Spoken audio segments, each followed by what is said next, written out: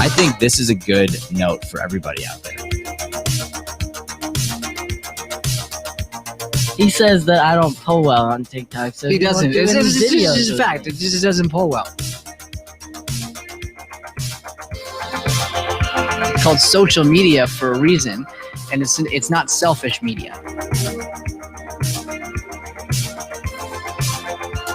I just gotta clear something up.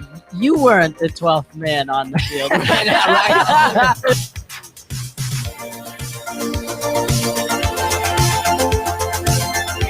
There is no easy way to get anything ever.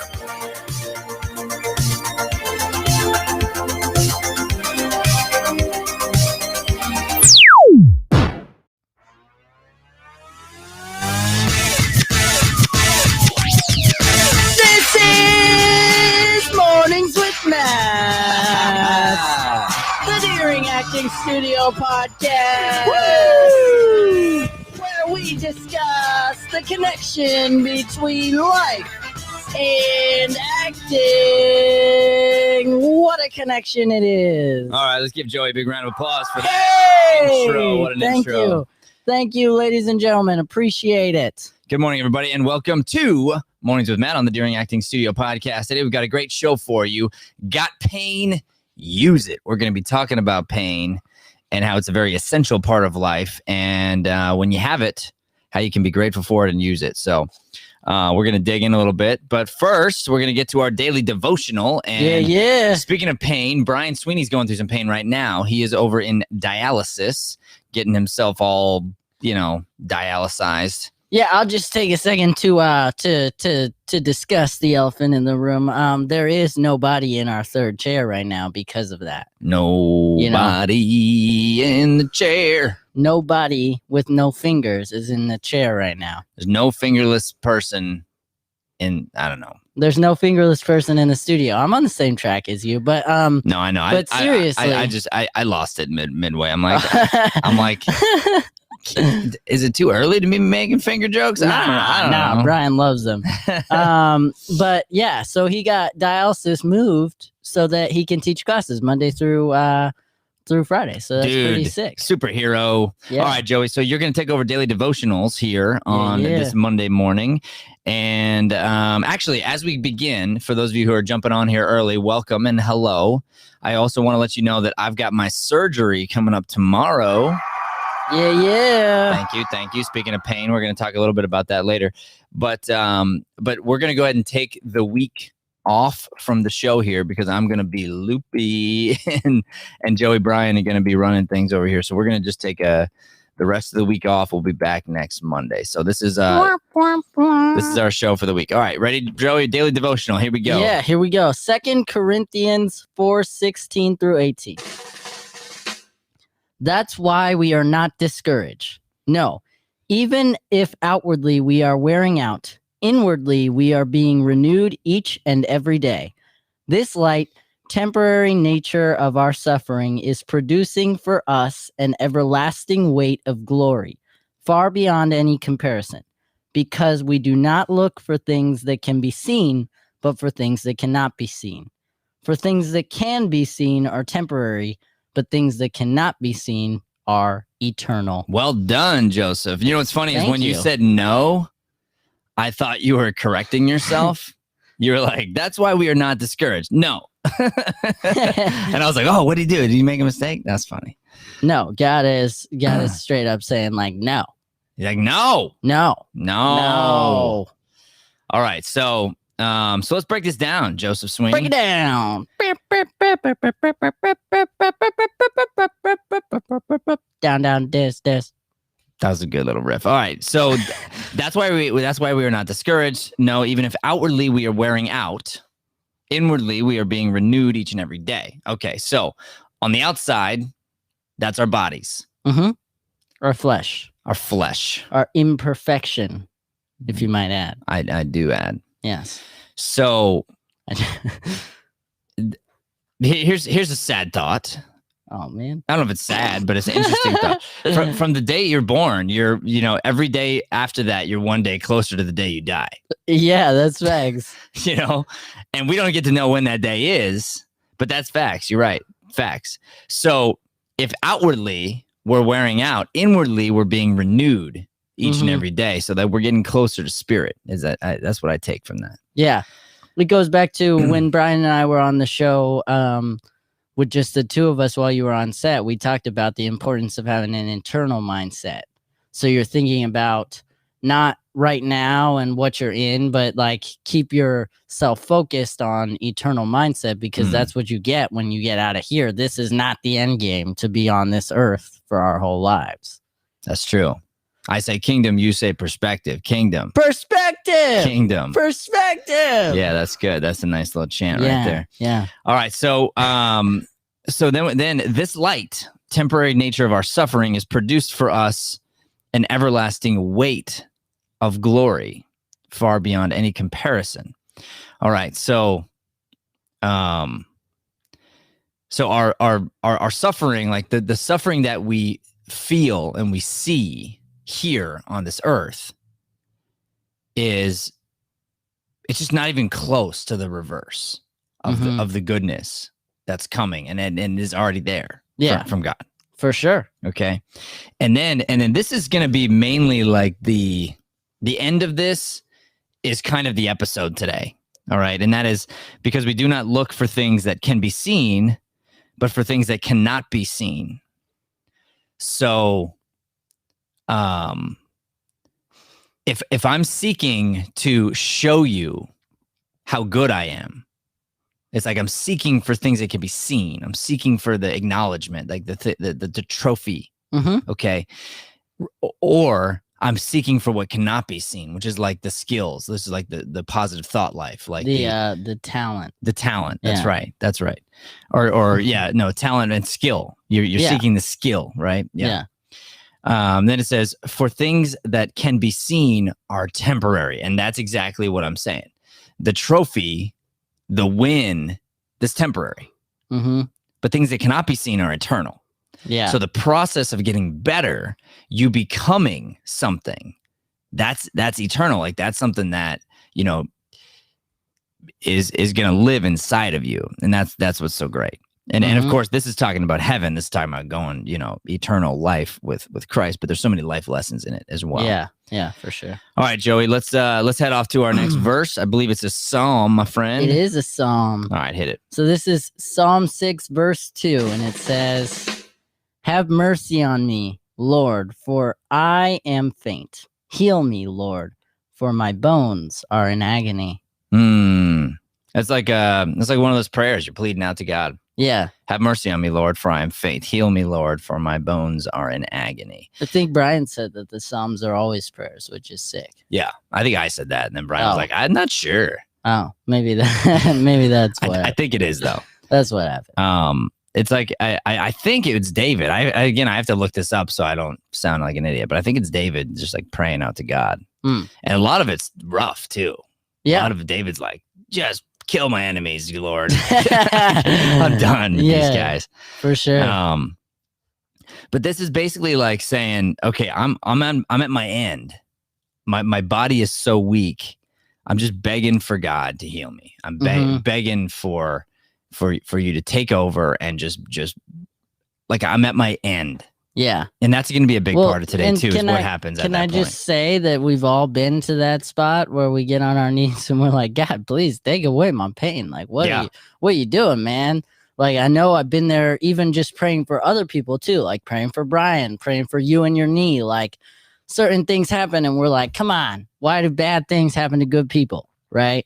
You pray for me and my knee? Yeah. Thanks, Doug. Almost every night. And every time that your surgery, like every time you've had it and it didn't work, or every time it got postponed, like I was so sad because I was like, man, I'm gonna have to keep praying for this thing. Like I just want him to be healed. Like I want to be able to play ball with my bro again. Plus I'm taking up like valuable prayer time, Yeah, for real.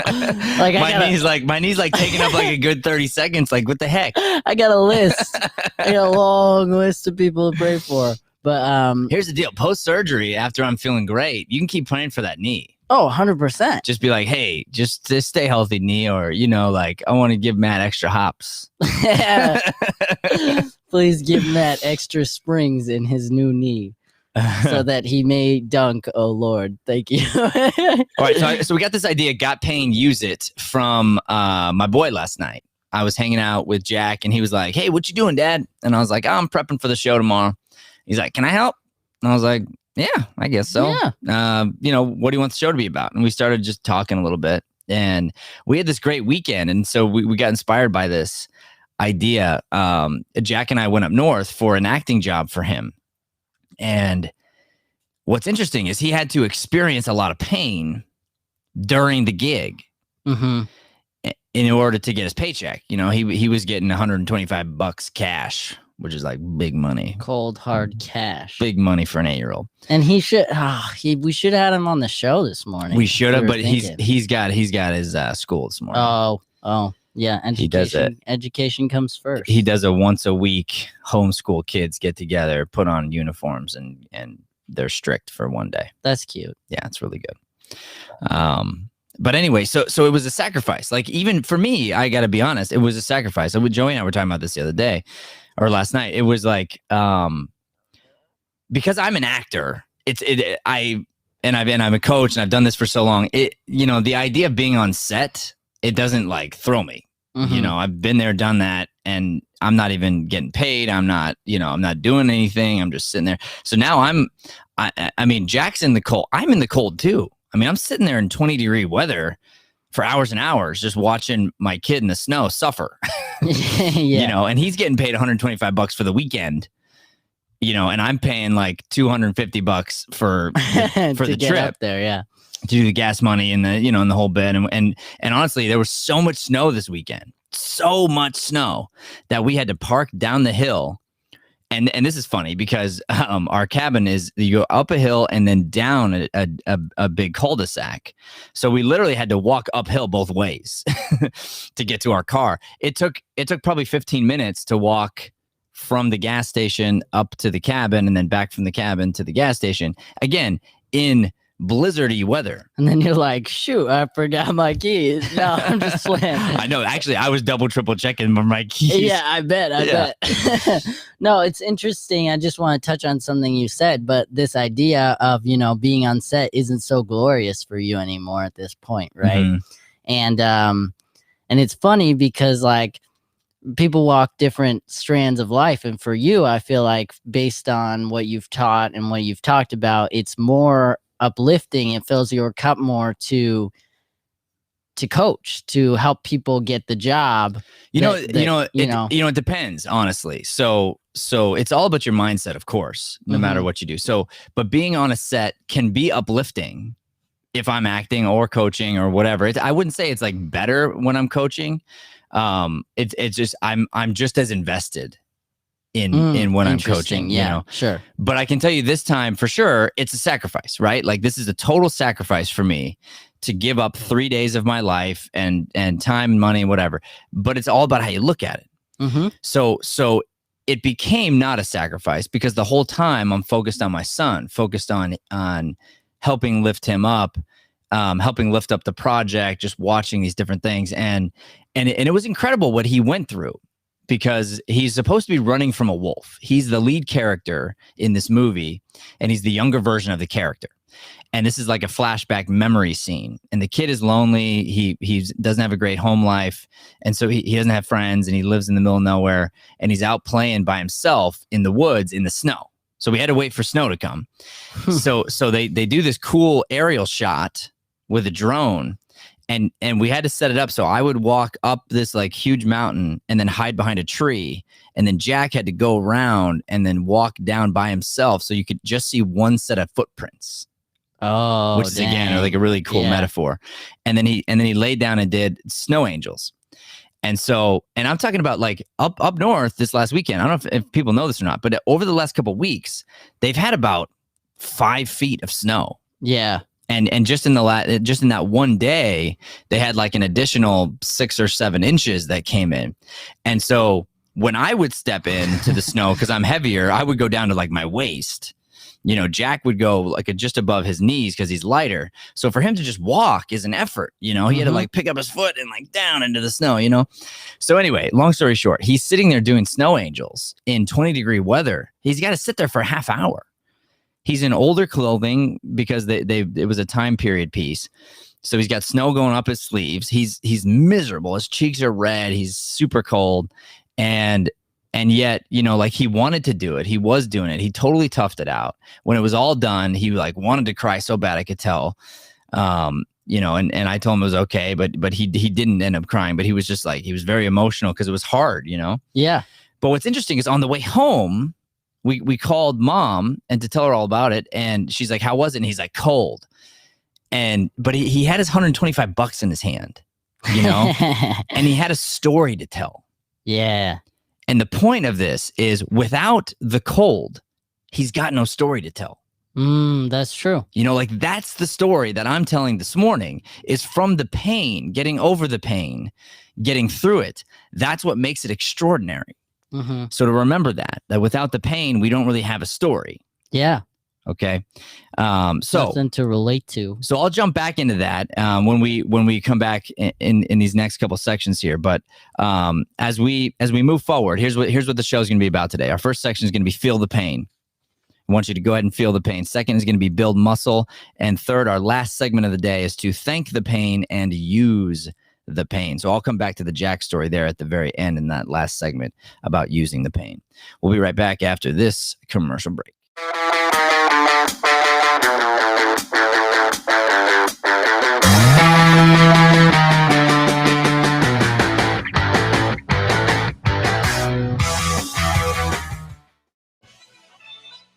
It's Chaos Comedy Live with Nick Mulata,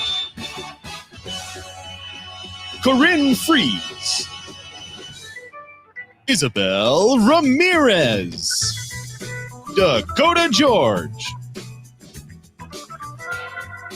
Truman Hendricks, Astrid Gabriel, Saya Luke, Vicky Sweeney, Brian Sweeney, Matthew Deering, and Joey Sweeney. Live from Phoenix, Arizona, it's Saturday night.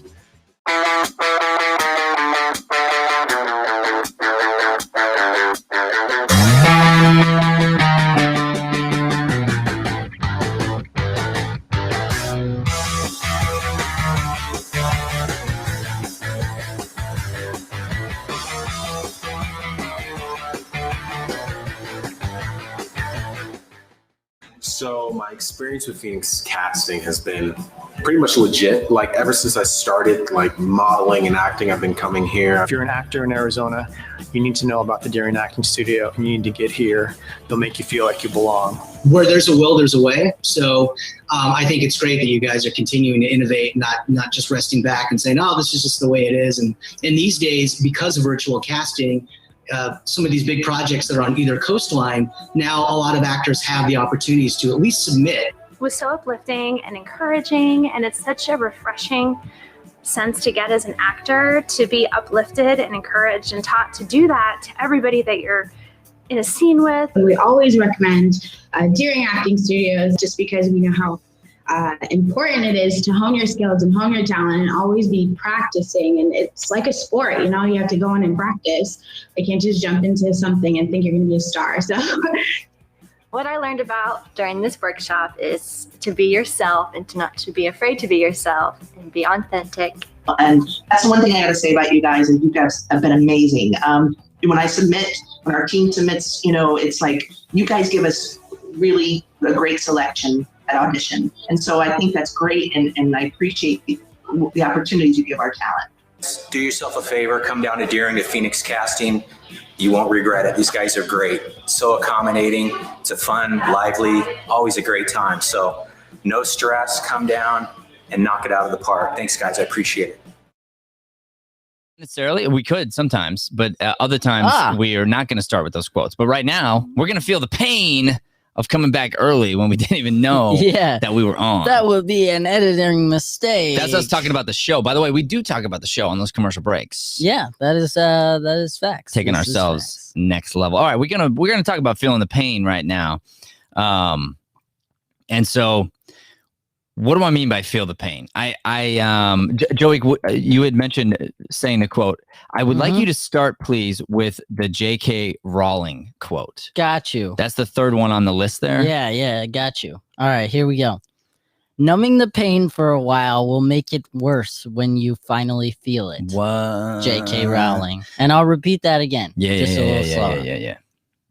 Numbing the pain for a while will make it worse when you finally feel it. J.K. Rowling.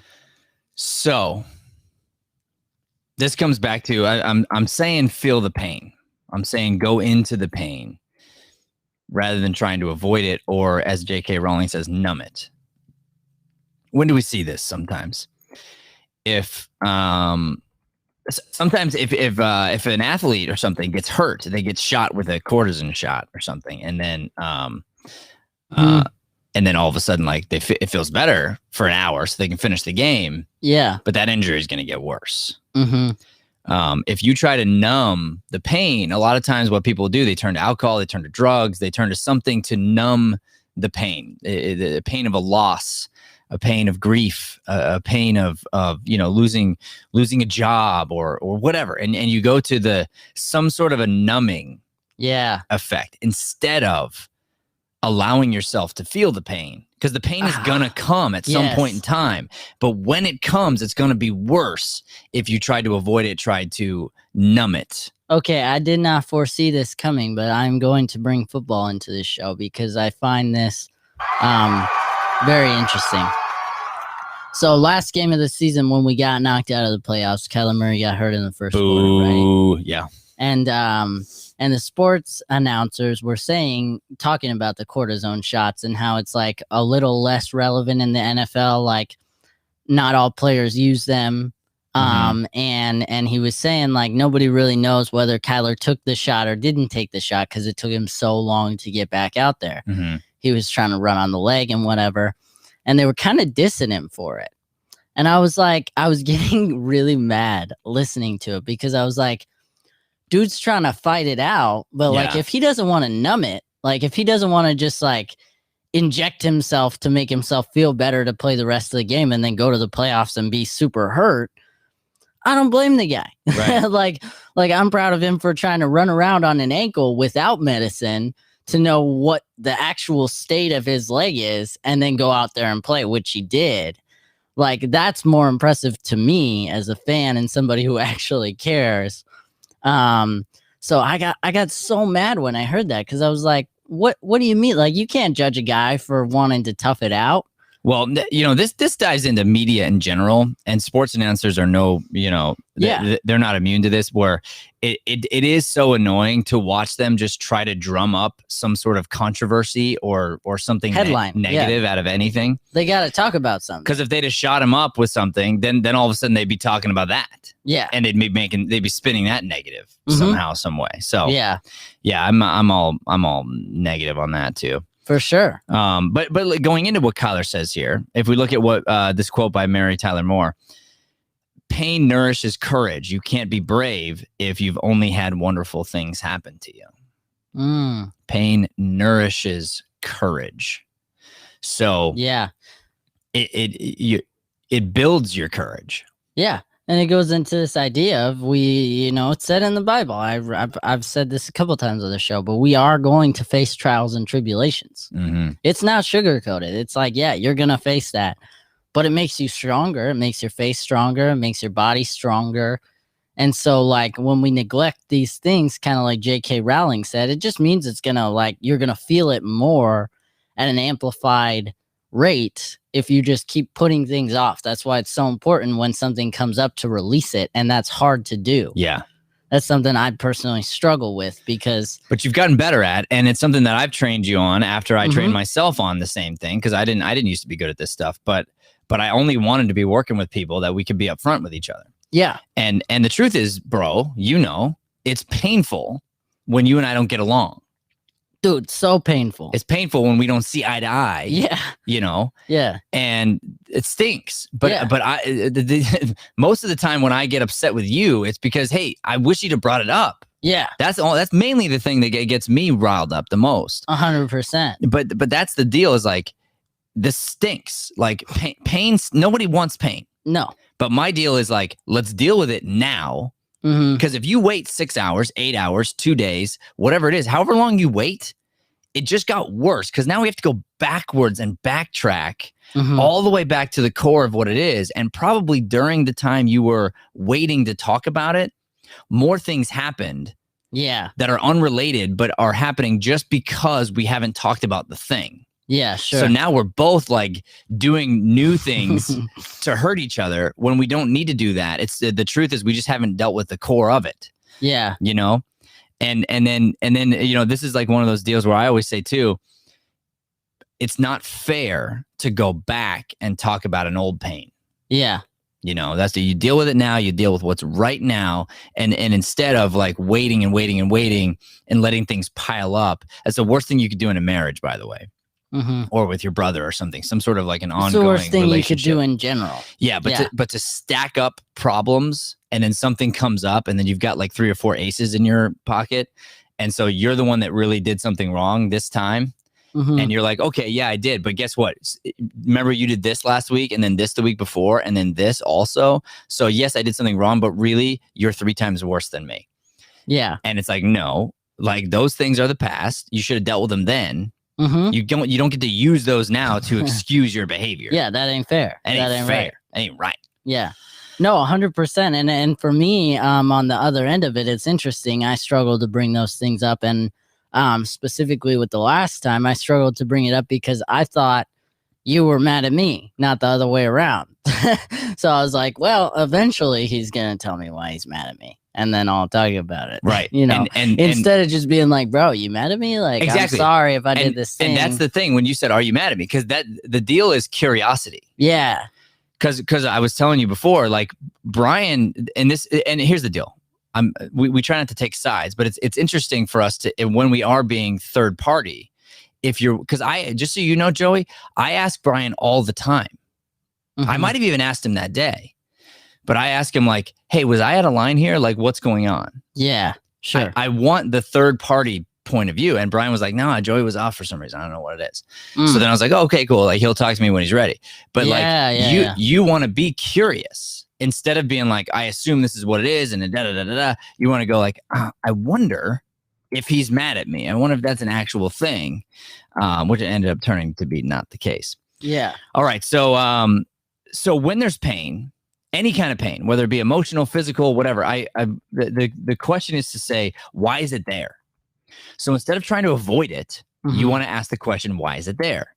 So we'll take my knee pain that I've been having, for instance. So obviously, first of all, I blow my knee out, rip off both of, the ACLs and the meniscus and all this stuff. And so then boom. So like, why is the pain there? Well, at first they're like, just go to physical therapy. You'll be fine. So I'm literally doing physical therapy for weeks on 2 torn ACLs, 2 torn meniscus. Like doctor put me through torture.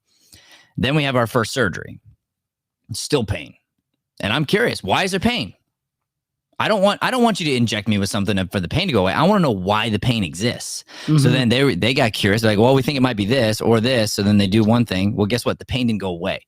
So now we're doing the same thing. We're going in going, why is there pain? Why is it there? Can we get to the root of this problem and can we fix it? And that's what we're going to deal with. So you want to ask yourself, why am I having pain right now? Why am I suffering? Because there's always going to be a purpose for the suffering. Yeah. And that's what you're going to want to look for. And it's so interesting because we teach the same thing in acting and in life and on this show, we've repeated it. What's your why? Right? Yeah. We tell people that all the time. Well, that goes into everything. Yeah. If you're really curious, that's one of the strongest answers you can get in any situation is why. Well, and that's why we want to be, and we're going to deal with this in the next section actually, but you want to be, actually creating situations that will bring you some sort of pain to overcome, which comes next. So we'll talk about that in a minute. But The last thing I'll say about this is for you to understand that without pain, there would be no such thing as relief. And relief feels really good. Yeah. You know what I mean? Mm-hmm. Like when you can't do something and then you can do it, it feels good. Yeah, it's empowering. It's empowering. So like Jack, for instance, before we got up there a little bit early, and he wanted to be in the snow. He wanted to go play in the snow. So I let him, but we didn't play that long because I was like, you're going to be in the snow all day here in a minute. So we played in the snow for like an hour, and then I brought him inside and I made him like rest a little bit. But what's interesting is he just wanted to be in the snow, wanted to go play in the snow. Well, as soon as he was in the snow and wasn't allowed out of the snow, all he wanted was to get out of the snow. Mm-hmm. He needed to feel the pain in order to understand what relief from the cold felt like. Yeah. Which is an interesting thing. And I like this other quote. This was anonymous here. It says, pain doesn't just show up in our lives for no reason. It's a sign that something needs to change. Yeah. And that goes back to that idea of like questioning. Why is there pain? If I question the pain, so let's just say again, you're upset, or you think I'm upset with you, whatever it is, but there's some sort of emotional pain. Mm-hmm. Just go, okay, it's not here for no reason. It's a sign that something's got to change. And the thing that needs to change might be my point of view. Yeah. I'm open to that as a possibility. So let me get curious. Let me ask questions from a place of love and get myself out of this fear, out of this anger, out of this whatever the negative is, and go from a curious place. Can we get through this quickly? Because I freaking don't want to fight. Yeah, for sure.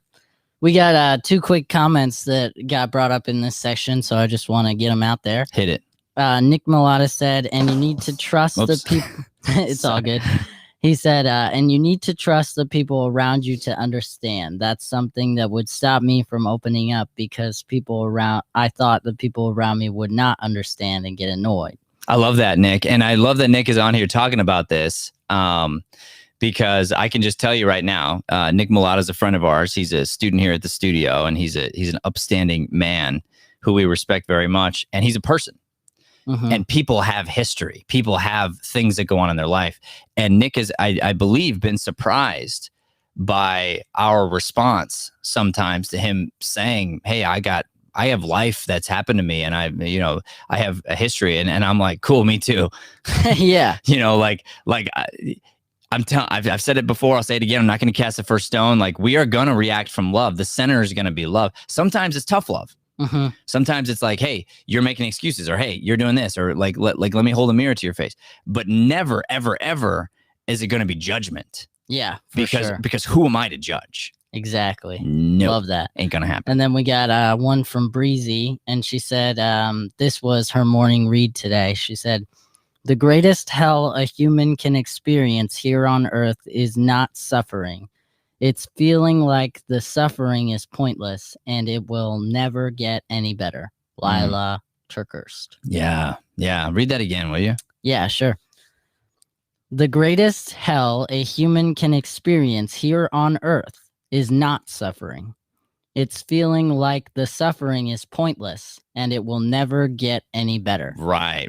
So she's saying here, the hell, the torture is not the suffering itself, but it's the lack of meaning behind the suffering. Mm-hmm. That's what's painful. Yeah. The most painful. Yeah. There's no purpose for me suffering. So therefore, what do you got to do? You got to find the purpose. We talked about with Viktor Frankl when he's going through the concentration camps, and it's like he found a purpose for his pain, which is what allowed him to stay alive and allowed him to literally find some of the most joyous times in his life were during the concentration camp. Yeah. Him understanding what that felt like and being like, wow, I can't believe I'm joyful right now. It's crazy. Mm-hmm. All right. So we're going to be going to a quick commercial break. When we come back, we're going to be talking about building muscle, using pain to build muscle, both physically and metaphorically.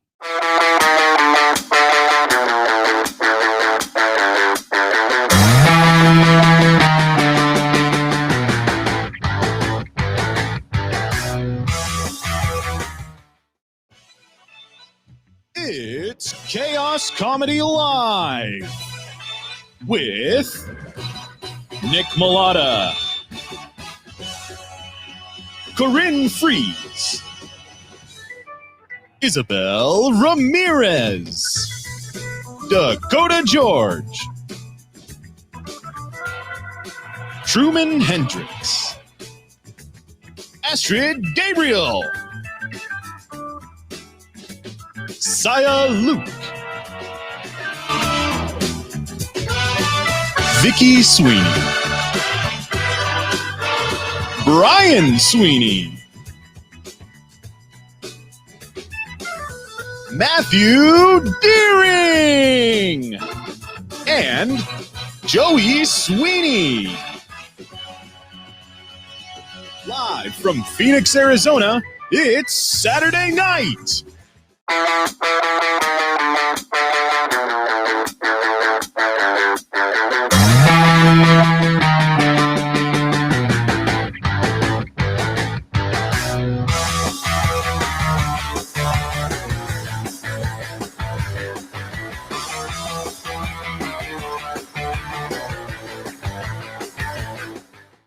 So my experience with Phoenix casting has been pretty much legit. Like ever since I started like modeling and acting, I've been coming here. If you're an actor in Arizona, you need to know about the Deering Acting Studio. You need to get here.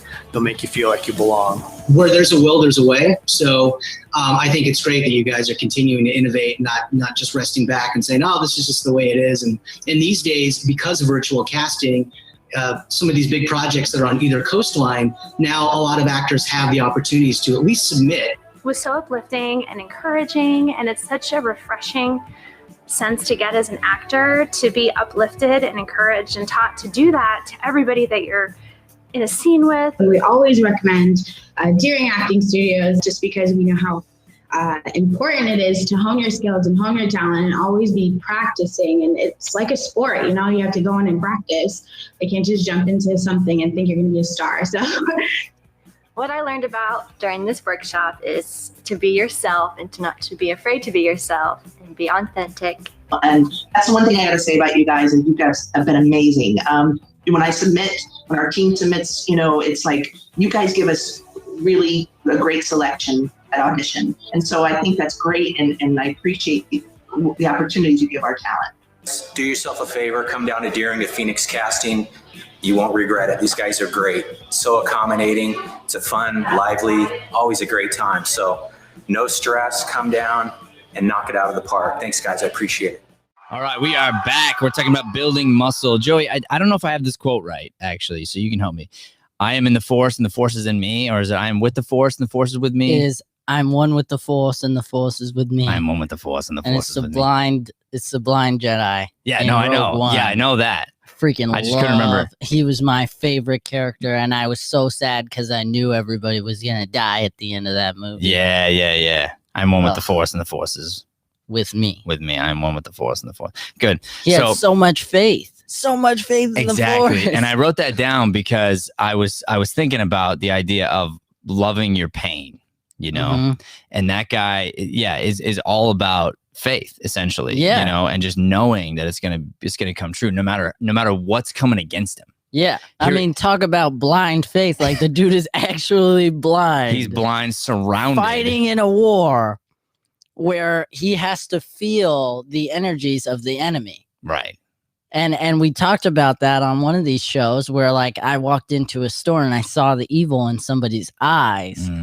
You know, you can feel that. And he had such a heightened faith and such a heightened feeling that he just knew when danger was coming, and he was able to protect those around him in this unspeakable way. And you know, I would actually love, I'm just going to throw this out there for the Star Wars makers. I would love a movie that talked about that dude's backstory. Yeah, that'd be so sick. You know, because we only get to see the culmination where he is there, right? Where he ends up. But think about, I mean, we don't know. I don't know his backstory at all. I don't know if you do, but I don't know if it's said at all. But basically, when did he become blind? Okay. Was it when he was born? Yeah. Or was it at a certain point in childhood, or was it, you know, whenever? And then the amount of skills, the amount of time it would take to develop the skill set to work on these different things, right? So then think about when Yoda was training Luke, what did he do? He got him to believe in the unseen. Yeah, but he blindfolded him. Oh yeah, yeah. He blindfolded him, and then he Yeah. had this like little robot zapping him with like lasers. And he's like, no, it's not about your eyes. You got to feel this thing, right? You have to feel it, and you know it's coming. You can feel it coming, and that's why it's like it's so impressive. So, but to think about when Luke was training with a blindfold on, he kept feeling the pain until finally he overcame it and was like, okay, I'm not scared anymore. I just need to focus. And then he was able to avoid it or to fight back against it, I guess. And so, yeah, just to imagine what that guy went through to get to the skill set that he's at in the movie. I mean, it'd be pretty fun to watch. Yeah, it would be awesome to But the point being is, like, obviously with physical muscle, you've got to rip the muscle. You got to tear it apart safely, though. So like you can't do it so far that you blow your knee like I did. I was about to say you can speak from that firsthand. Right. Yeah. But you do need to push yourself to the point of breaking barely, and then allow yourself to rest, recover, let the muscle build back together stronger and bigger. Right. So I mean, I'll just talk about what's about to happen to me. I'm about to go to surgery. Supposedly I've got dead bone, which is like a hole of bone that's dead, and the doctor says that is one of the most painful things you can have. And I'm like, okay, cool. So he specifically said dead bone hurts. Yeah, exactly. And so whatever, justified my pain a little bit. But now, like, what's going to happen? And what's interesting is there's a couple different ways the surgery might go. But either way, he's like, it doesn't matter if we do it this way or this way. Either way, you're looking at 8 weeks recovery. One of them is going to be like bedridden and on crutches a lot. And the other one's going to be like a couple days worth of crutches and stuff. And then you're going to be walking. But either way, the actual until it feels better is going to be 8 weeks. And I was like, why would it be the same? And he's like, because it takes 8 weeks for bone to heal. And either way, your bone has to heal. Yeah. Right. And so if we look at this and we're going, okay, like what's the point of that? Well, the idea is that like it takes time, but as the bone heals, ideally it's going to come back stronger. It's going to be attached, and then all of a sudden I'm not going to be feeling all that same pain, but I got to go through literally more pain right now before I'm going to be able to feel any kind of relief. Yeah. And you got a quote here that specifically talks about that. It's by Bryant McGill. What a coincidence. It says, if you can sit with your pain, listen to your pain, and respect your pain, in time, you will move through your pain. I love that. So it's like a 3-step process, and I'll repeat it again. If you can sit with your pain, so you acknowledge you have it, understand it, listen to your pain. So honestly, go in and say, where's my body at? So I think what you just said about the first one is attached to the second one. Oh, so yeah, like you said, listen is like the acknowledgement, right? The sitting with it is the idea of you're not going to run away. Oh, okay. Got you. And again, like let's go back to emotional pain. So if we have an emotional thing and I just want to run away from it, that doesn't help. Nope. I've got to sit and stop first. Let me just stop and go, okay, I've got pain. I'm going to just be still. Sit, then listen. Good. Yeah. Keep going. And then in time. No, you missed respect. Oh, and respect your pain. So you respect it. In time, you will move through your pain. Right. Yeah. So to respect your pain, this is something that people have such a hard time with.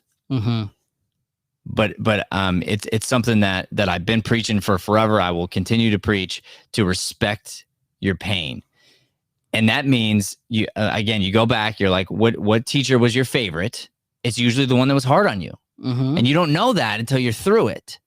Yeah. So if you can learn early to respect the pain, you're respecting the person that's helping you get better. You're respecting, like, I respect the pain. I give you the respect you deserve. It's a matter of like, we're going to get there in a minute, but you thank the pain. Yeah. All right, good. So I believe too that the process of overcoming pain, that's the road to success. Yeah. And I mentioned this earlier that we were going to talk about this. So the idea is going to be, here's what happens is we fool ourselves, and I am no different than everybody else. I have to continually remind myself that the point of life, the point of a task or whatever, is not to not have pain. The point of doing things is not to put myself in a place where things are just easy. It's It's to get to a newer and different and more interesting or whatever type of pain. Yeah. That's what we're trying to get to. Mm-hmm. So it's not like I'm trying to do this so that I never have to feel pain again. It's that I want to feel a different, like better pain that's going to make me stronger. So I want to get through the pain I'm in now and then ideally not have to repeat it. But that doesn't mean I'm trying to just be stagnant. Yeah. Yeah. What doesn't kill you makes you stronger. Doesn't kill you, makes you stronger. Yeah. All right. Let's hear this Mother Teresa quote, Joey, before we wrap this segment. I have found the paradox that if you love until it hurts, there can be no more hurt, only more love. Love stinks. Yeah. I mean, I think that's the opposite of what they're saying. It's so funny because with all these quotes and just like with the way the show's formatted, so many times I have songs come into my head. We're dropping knowledge on this show. That's what's crazy. All right. Facts. So if you love until it hurts, there can be no more hurt, only more love. Mm-hmm. That's interesting. Yeah. That's interesting. Mother For Teresa sure. here. So again, this is going back to the idea of if we look at the legacy that Mother Teresa left behind, Mm-hmm. it would be a legacy of love. It would be a legacy of giving. Yeah.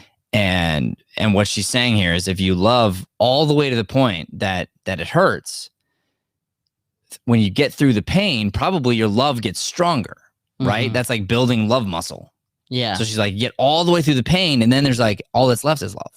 Yeah. There's nothing else there but love. This is facts. And if God is love, and you go all the way to the end of hurt, what is that? Probably death, and then the only thing left is love, which is God. Speaking of love, there's the highest. Time now for Brian Sweeney's Shameless Plugs. Shameless plug. The song. Yep, sure did. Cool. Okay, Joey Sweeney's shameless plug.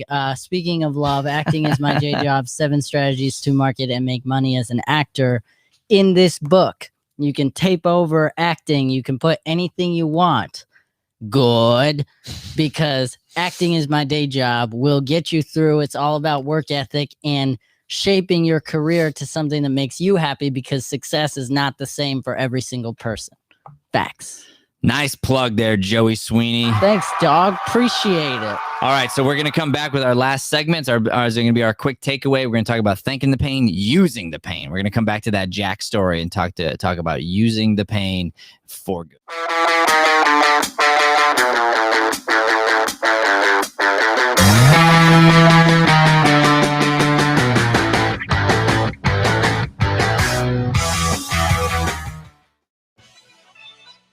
It's Chaos Comedy Live with Nick Mulata,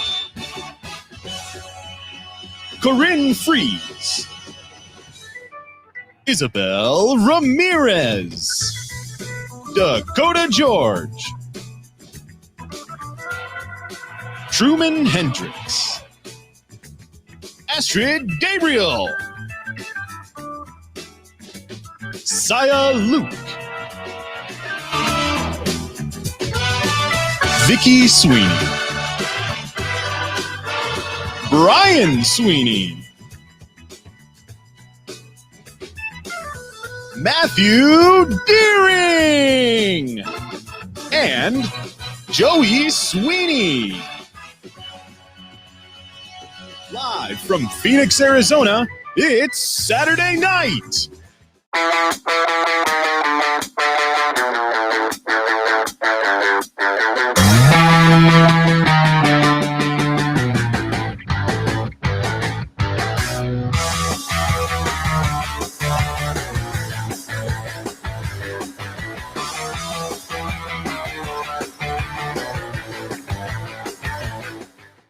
So my experience with Phoenix casting has been pretty much legit. Like ever since I started like modeling and acting, I've been coming here. If you're an actor in Arizona, you need to know about the Deering Acting Studio. You need to get here. Using the pain. All right, we're going to talk about thanking the pain, using the pain. All right, we're going to talk about rewind. All right, we're going to talk about thanking the pain, Rewind. using the pain. Any Hamilton fans out there? Rewind. I like this. This African proverb says, "Smooth seas do not make skillful sailors." Of course, I love the metaphors in the sea because I'm a water guy. Because you're a boatsman. I like the boats. You're a captain. Just love a good boat. Yeah. I used to. My dad and I had like. My dad is. I'm just gonna like plug my dad for a second. My dad is one of the best men I've ever known. And he's so funny because he looks for experiences always. So growing up, you know, my mom would always get upset because he would go buy things, like cars, or in this instant, he bought a boat, like a rundown, like cheap little boat because we love to fish together, and he got it for like $700. So he always buys things on a deal. But he buys things for experience, and that was one of the things. Right. He bought this boat and a tube, and we used to go out every weekend. And I was scared of tubing, and that became something I loved, and I wasn't afraid of anymore. That's cool. But that's something like I love my dad for that because it was always about experiences between the two of us. I think that's what shaped our relationship, was because you know. One way or another, whether things went south or we kept the thing for forever, like he would just buy things to try to fill with joy. Mm-hmm. And it was always experience based. It wasn't based on a price tag or what it looked like. Like most of these things were run down, but we had so much fun. That's awesome. Yeah. So Jack and I had this father-son moment, and it's funny because I was on the other side of this a little bit. So we're sitting there, and he's cold, and I'm warming him up, and he's got these little tears in his eyes, and he's got to go back out there, you know. And I'm sitting there, and I'm going, "Hey, buddy, I see the tears in your eyes," you know. I'm like, "But guess what? You can use it." And he looks at me, you know, and the director starts laughing. He's like, "Always a coach, man." And I was like, "Yeah, that's right. This is Dad, the coach, talking to you." And I'm like, "You got some tears in your eyes. You can use that. Use that pain. You're running from a wolf. You're scared." And next thing you know, he's laughing. His pain turns to joy, and Jack is laughing because he realized intellectually, he's like, "This is an advantage for me." He saw it as a win. Yeah. And he was like, "I can use it." Like that. I saw the light bulb go off, and I might have even ruined it for him because tears kind of went away, but he started like loving that moment. Mm-hmm. And I said to him, "You're in pain. Use the pain. Don't waste the pain. Don't waste it on nothingness. Like, use it for a take. Wait till the cameras are rolling and use it." And then negotiate. Be like, "All right, I cried for you. $100 on my." That's right. I want extra hot chocolate, baby. It was funny. You talked about with your kids. I can't remember if it was for chores or for acting gigs or whatever, but you were like, "Yeah, like they make a certain amount and they get the same thing every time." And I was thinking in the back of my head, I was like, "Yeah, that's not going to last long because Jack is a very curious man. And one of these days he's going to ask you, 'Well, how much did I actually bring in, Dad?' And then you're going to be like, 'All right, you get 20%. You get 20%. The rest goes to your college fund.' But you're going to have to spill the beans. Like, eventually that dollar store is not going to work. Oh, they've got a savings. They've got a savings account. Yeah. No, they've got a savings account going. And that's what I think, you know, parents should do. Ideally, I mean, and I'm honest with them actually. Oh, got you. Yeah. So, I mean, this was like $125. So I just gave him the cash and let him do something with it. But on other gigs, I'll just let him know, "Hey, you get a toy, you get a whatever." His last job, what's interesting, Jack is a working actor. He had 2 gigs in the last like 5 days. And this is funny. The easier job, he made like $1,000. The harder job, he made $125. Isn't that interesting? Yeah. Right. So interesting. And so, but what's funny is technically I gave him more because he got paid cash, $125. I just let him have the whole thing. Where the other one, he made $1,000, and usually I'll just have him get a toy or something. And this time I was like, "You guys get $100. You and Rosalind get $100. Yeah. And Finn was in it too. I gave him $10. And Finn was like, "I got money. He didn't know what he was doing with it. He's he's just like running around with cash in his hand. I'm sure it's in a couch someplace. And no. I bet money he gave it to somebody in the family. That's what he does. He's so sweet. Finn? He'll just if he but has what I'm something, saying- he just walks around and True. goes, But "Here." but what's funny is he has no idea what it is. Yeah. He just knows it's important, and he knows Jack likes it a lot. So he's like, I got my own, Yeah. But he is For smart sure. enough to go, because it was funny because I gave him $10, and then I was playing with him about the hey, sometimes you can drop it and see if they can catch it kind of thing. Yeah. And then he got upset because I dropped it and I pulled it back up, and I think he thought that I switched it out for fake money or something. And I was like, no, it's real. And he's like crying. He's upset. I was like, all right, you want a different one? He's like, yeah. So I pull out cash and I open it up, and I don't have any more 10s. So I pull out a 5. And I was like, here you go. And he's like celebrating. And Jack's like, well, he just got, he got shit. he got had. Yeah. So then I pull out the 5 and the 10. I show them both to Finn. And I'm like, which one do you want? And he picks the 10. I was like, all right, smart kid. Smart kid. Yeah. So anyway, this idea of overcoming pain, and this is where I'm saying you want to find your next obstacle. You want to find your pain. Mm-hmm. So overcoming pain is what made you who you are. Yeah. That's what makes you who you are. So if you think about this, Joey, when you first took over editing for the studio, it was painful. Yeah. Right? Very painful. Extremely painful. When we dealt with that casting director workshop deal, and there was like a live event, and we had to overcome the pain of that moment. It was painful. Yeah. When we did Valleywood, and you did your very first Valleywood, and you edited, 14, 15, 16 hours a day, painful. Very painful. Painful. Yes. Yeah. But through the pain, you're getting skill, and through the skill, you're getting acknowledgement that you didn't even ask for.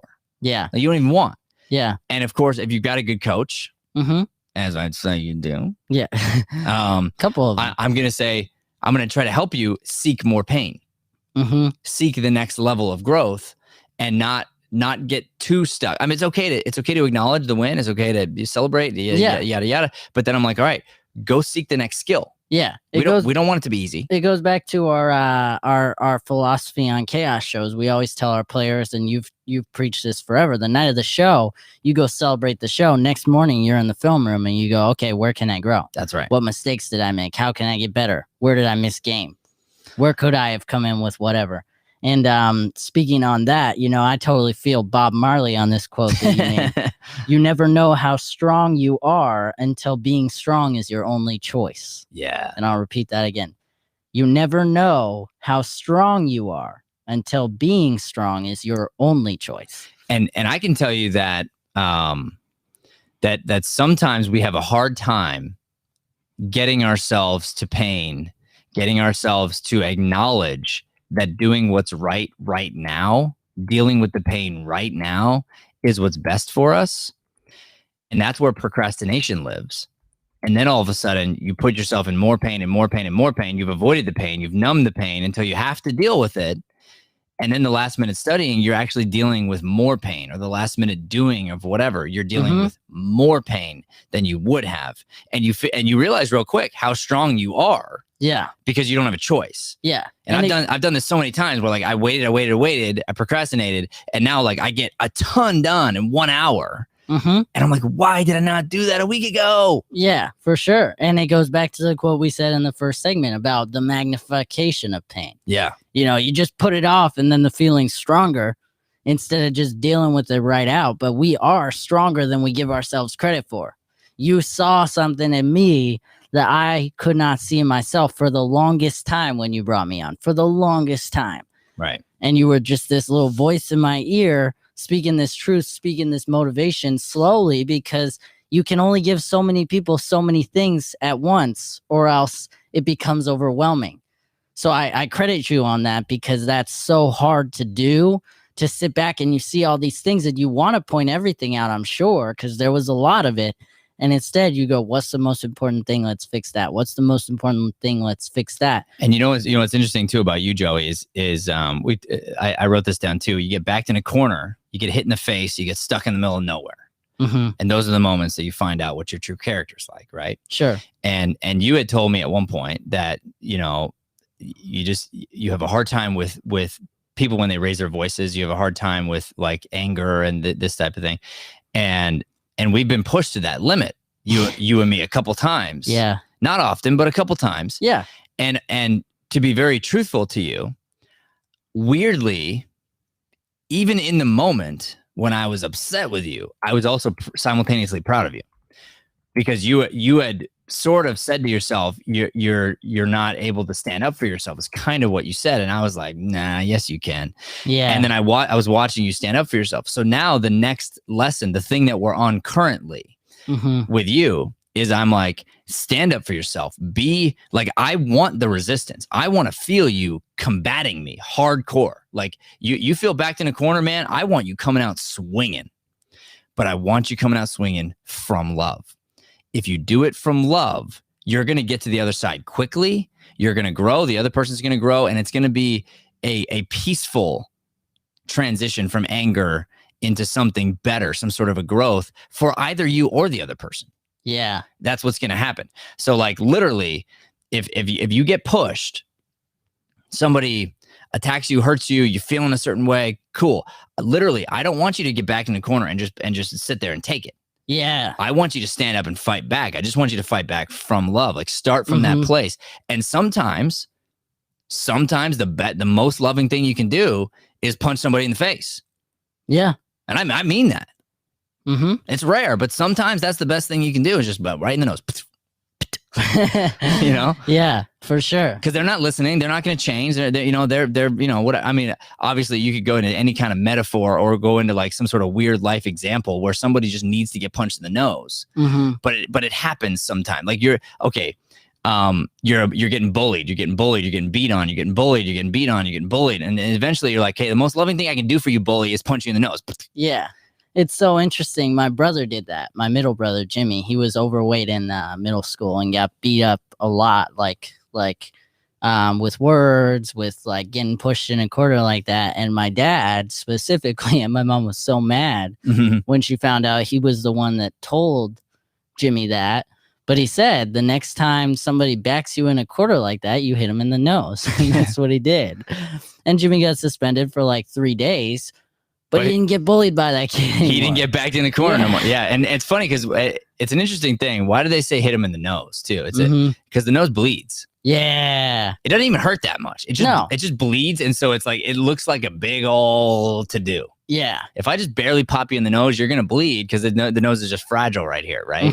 But yeah, it's very interesting how that works. And your dad is absolutely right in that moment. And it's like, hey, I'm not telling you go punch the kid. Yeah. I'm not telling you start it. I'm just saying you get backed in a corner, come out swinging. Yeah. Come out swinging from love. And I'm not saying hit him and then get him on the ground and pound into him. No. Not at all. I'm not saying grab his head and smash against the counter. I'm just saying just give him a little pop. Yeah. Give him a little pop, see what happens. Self-defense. And what's interesting is I believe too that you can thank the pain to use the pain. Like you can say thank you for it. But if you're not if you get if you've never been backed in a corner, you don't know what it feels like to come out of that corner. And from coming out of being backed in the corner, you gain tons of strength. Yeah.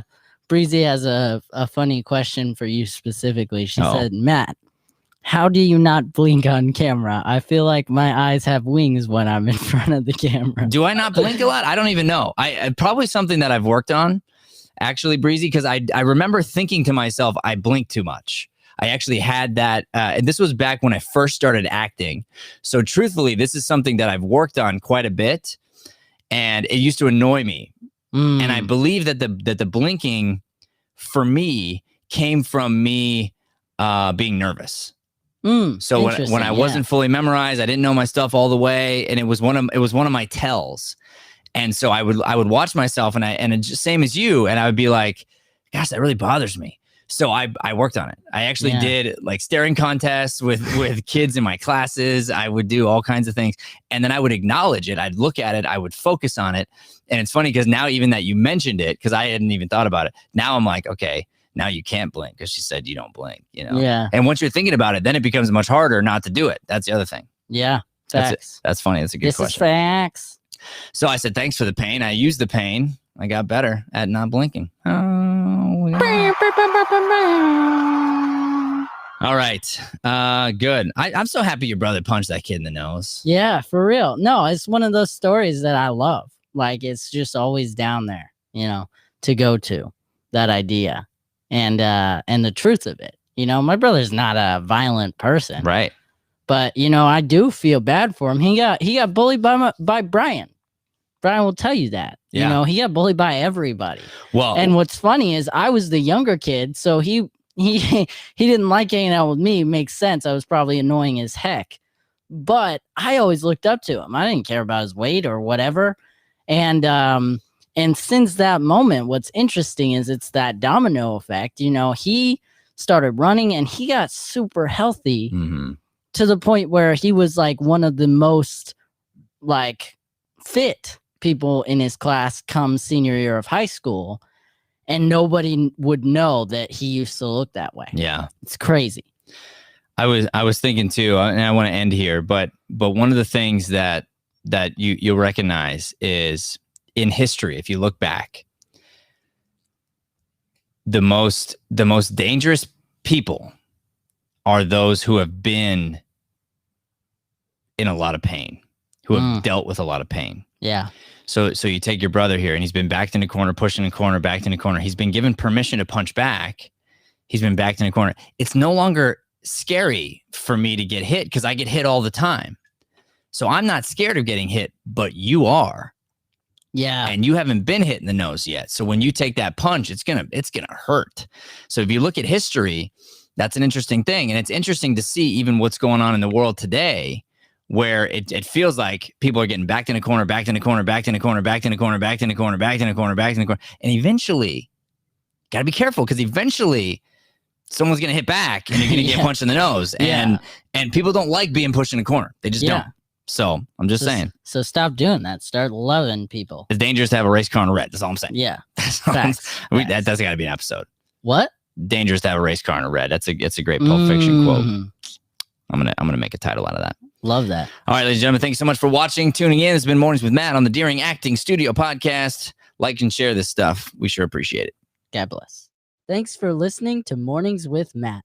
Please like, subscribe, and follow us at Deering Acting Studio to keep up with the latest content. For more information on classes, private lessons, or professional development coaching, visit www.deeringstudio.com. Have a Deering day, everyone. Have a chippy day, everyone. Rough.